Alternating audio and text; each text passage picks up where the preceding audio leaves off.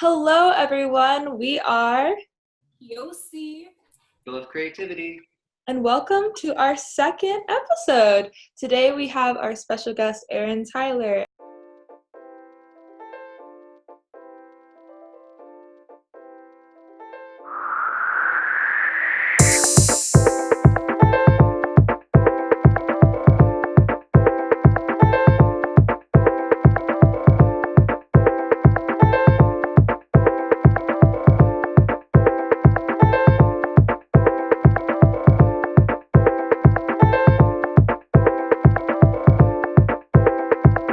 Why don't you tell us a little bit about yourself?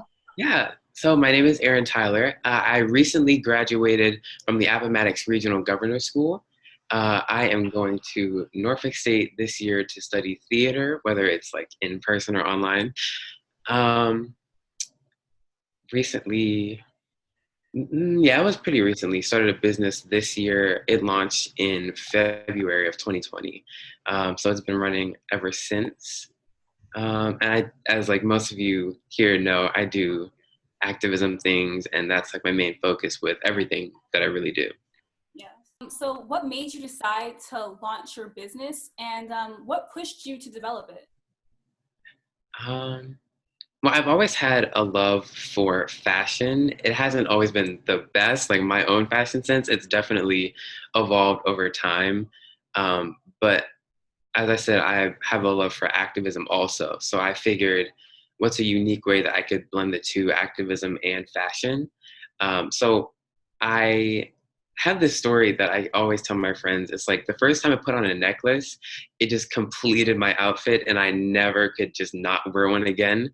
So I figured that having that form of activism through jewelry would be a really cool way to express yourself and like the subtleties, So definitely being able to design the pieces myself and make it my own. That's one thing that has always driven me about the business, is that I'm not like under anyone else. I get to make my own decisions, and I get to be able to say those bold statements and make those statements like I try to do with all my work.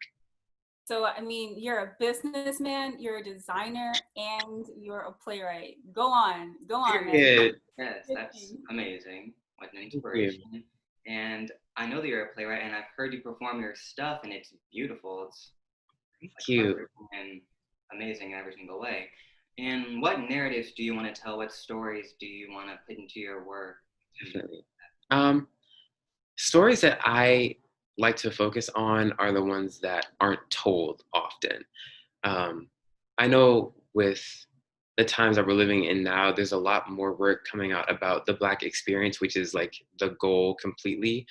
And I think a lot of the subcategories of being Black are kind of shunned away from a lot of the times. The Black LGBT community, the experience of Black females, like just all these subcategories of being Black, people kind of forget about sometimes. So I think in my work, what I try to do is to showcase the authenticity of those stories and to show that those stories matter also, just as much as everything else. I know the saying Black Lives Matter is a thing, and more recently, people have been saying all Black Lives Matter, which kind of fits, I guess, the cadence of what I try to do, like to show the intersectionality between different parts of being Black. That's amazing. And are there any inspirations, any authors, any plays that you've read that are inspirations for you? Definitely, oh gosh, I have a lot. Ava DuVernay, hands down. Lena Waithe, I love the grit that she has in her writing. It's like so stylized and it's beautiful.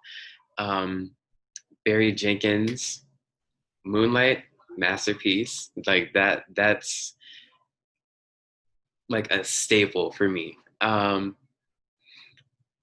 Jordan Peele, love his work. It's different, and I love that. Those are like my main ones as far as writing goes. No, that's great. I love all of them. Yeah. And recently, this summer, you had one of your pieces, Boys Like Us, was featured in SPARC's New Voices. So everyone watching, be sure to check it out. Do you want to give a little premise about what it's about, kind of? Yeah. So Boys Like Us, I've been writing it since since late 1919, Lord, 2019. Oh my God. It deals with a Black boy, Trey, and the premise is basically what happens when this boy comes encounter with the police, and he is trying to see how I could say it without like giving away too much. Basically, he has an encounter with the police, and he has to deal with the outcome of how to tell his family about certain things and how to just navigate being Black and gay in America. So it kind of deals with those two things. I tried to like pack it with tons of different sub stories and things that just go on in everyday lives of Black people. So I try to make it very human, and I wanted it to speak to a lot of people. And I know I watched it. It was so incredibly good. You are Thank such you. an amazing playwright. And I look forward to more of your works that hopefully you'll be making in the future. Thank you. I'm hoping that one is going to be staged since it was read on Zoom. So I don't know when or how it'll happen, but that's my goal for it. Yeah. So I have another question for you. Okay.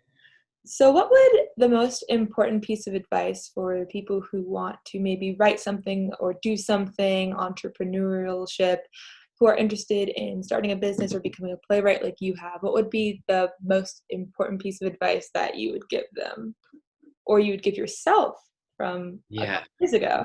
definitely. Just starting. Like, I know that is a very overused answer, but it is so, so true. Like, there is nothing more intimidating than a blank white sheet of paper, and you just don't know where the story is going to go from there. Like, you don't know how act one is going to finish, you don't know how the first scene is going to finish, but I think just starting and getting those ideas out there, just expressing yourself in your most authentic self, that is extremely valuable. And when you do that and you showcase your work and your hard work, like you worked for it, I think no one can deny you that, especially yourself. Like, that's one thing that I try to remind myself, is that I'm not really doing this for other people. I guess, like, technically I am, but I'm really doing it for myself. Like, this is what I love to do, and hopefully I'll be doing it in the future down the line on larger scales. But just starting, just getting that first product up, or writing that first page, writing that first scene, just getting started. And I like what you said, like, you're not doing it for others, you're doing it for yourself. And I feel like when we do that, it allows for our work to be more authentic. So Absolutely. definitely, thanks for saying that. And also, I'm not going to spoil the ending of your play, but tell me, when are we going to get an update? Like, are we going to get like another play? Like, is it going to be like a sequel? Because like, we need to know. Boys Like Us is a one act. So I am writing a second act. I don't know how long it's going to take. I'm so weak, y'all. I don't know how long it's going to take, but I definitely have some like key scenes that I know like have to happen. So I'm really excited to get to explore the characters again and to heal some more, because that's really, I think, what I'm going to focus on the second act, is healing. So yeah, we'll see where that goes. That's beautiful, and we can't wait to see it. Thank you. Yes, but thank you so much for talking with us. That was amazing. And Thank you all for having me. This group is so powerful. Like, I love this for you guys. Thank you so much for speaking and sharing your story, and I'm sure you're going to inspire many people watching and listening to this. I'm so excited. Most definitely. And you already know how I feel about you, man. You're so talented and you're brilliant. So like, when you go to college, like, don't lose that energy. Like, keep it up. You're really amazing. You really are. And thanks again for being here. Thanks again. I appreciate that. Thank you.